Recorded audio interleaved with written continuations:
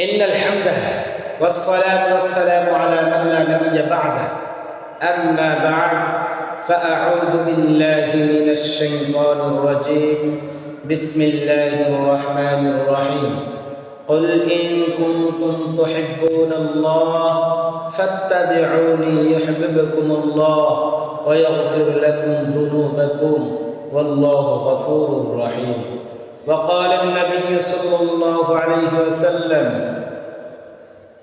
من أحب سنتي فقد أحبني ومن أحبني كان معي في الجنة أو كما قال عليه الصلاة والسلام الحمد لله লাখ শুকরিয়া ওয়া আল্লাহ তাআলার দরবারে যে আল্লাহ পাক রব্বুল আলামিন আমাদেরকে দিনের পরিবেশে আসার বসার দিনের কথা শোনার তৌফিক দিয়েছেন সেখানে সকলে আলহামদুলিল্লাহ। প্রিয় উপস্থিতি, আমি আপনার সকলে আমরা প্রত্যেকে আল্লাহ এবং রাসূলকে নিজের জানের চেয়ে বেশি ভালোবাসি। আল্লাহর নবী সহিহুল বুখারীতে একটি হাদিস বলেন, লা ইউমিনু আহাদুকুম হাত্তা আকুনা আহাব্বা ইলাইহি মিন ওয়ালিদিহি ওয়া ওয়ালাদিহি ওয়ান নাসি আজমাইন।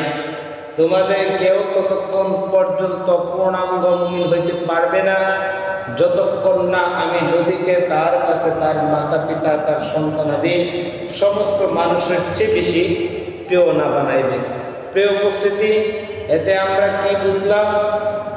একজন ব্যক্তি পূর্ণাঙ্গ মুমিন যদি হইতে চায় তাহলে আল্লাহর নবীকে বেশি ভালোবাসতে হবে, নবীর ভালোবাসাকে প্রাধান্য দিতে হবে, নবীকে তার সন্তানাদি তার স্ত্রী তার মাতা পিতা সবার চেয়ে নবীকে বেশি ভালোবাসতে হবে।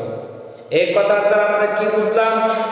নবী করিম সাল্লাল্লাহু আলাইহি ওয়াসাল্লাম বলেন যে আমার উম্মত আমাকে ভালোবাসতে চায় সেজন্য আমি নবীর সুন্নতকে আঁকড়ে ধরে আমি সুন্নতকে ভালোবাসে, আমার সুন্নতকে যদি ভালোবাসে তাহলে আমি নবীকে ভালোবাসা হবে, আর আমি নবীকে যারা ভালোবাসবে জান্নাতে আমার সাথে থাকবেন। সুবহানাল্লাহ।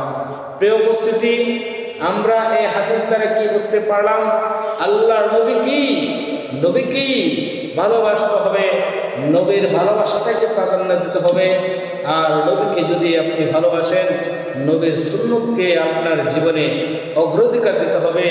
আল্লাহর হুকুম মানতে জীবন পরিচালনা করতে গিয়ে নবীর সুন্নতের পুঙ্খানুপুঙ্খানুভাবে অনুসরণ করতে হবে। প্রিয় উপস্থিতি, নবীর সুন্নতকে যদি ভালোবাসেন, নবীকে ভালোবাসা হবে। নবী করিম সাল্লাল্লাহু আলাইহি ওয়াসাল্লাম বলেন, মান আহাব্বা সুন্নতি ফাকাদ আহাব্বানি ওয়া মান আহাব্বানি কানা মা'i ফিল জান্নাহ। যে আমি নবীকে ভালোবাসতে চাই সে যেন আমার সুন্নতকে আঁকড়ে ধরে, আর আমার সুন্নতকে যারা ভালোবাসবে আমি নবীর সাথে কাল কিয়ামতের ময়দানে জান্নাতে থাকবেন। সুবহানাল্লাহ।